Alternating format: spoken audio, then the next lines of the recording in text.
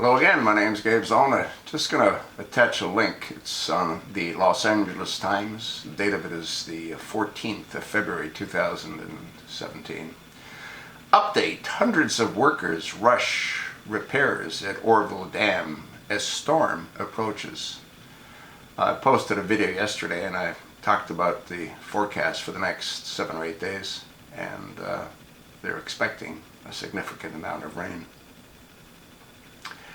Officials are rushing to repair the spillway at the Oroville Dam in Northern California and lower the water level in Oroville Lake before rain arrives later this week and next week, according to the weather forecast. They are concerned that damage to an emergency spillway could dump large amounts of water into the Feather River.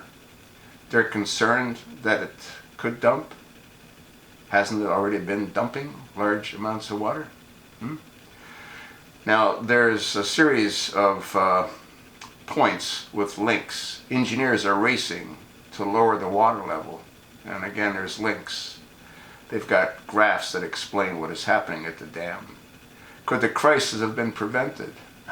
Well, if they had a worthwhile governor, absolutely. But they don't have a worthwhile governor. They have Governor Jerry Brown. Second time around. Shows you how stupid these Californians are. Here is Butte County's emergency information website. Photos: crisis at the Oroville Dam. Videos: the Lake Oroville emergency explained. And evacuate wants to return home. It's my understanding that a lot of the folks have been allowed to return home, but they're on notice, standby notice. I suspect that if the rains come as expected, they'll be asked to move again. Reason being is that, well, you can't stop Mother Nature. Take a look at it. There's a series of links. We'll see. I'll do what I can to keep you folks updated as new events unfold, which I expect that they will as soon as the rains start to come. Thanks for listening. California might soon be going bye-bye.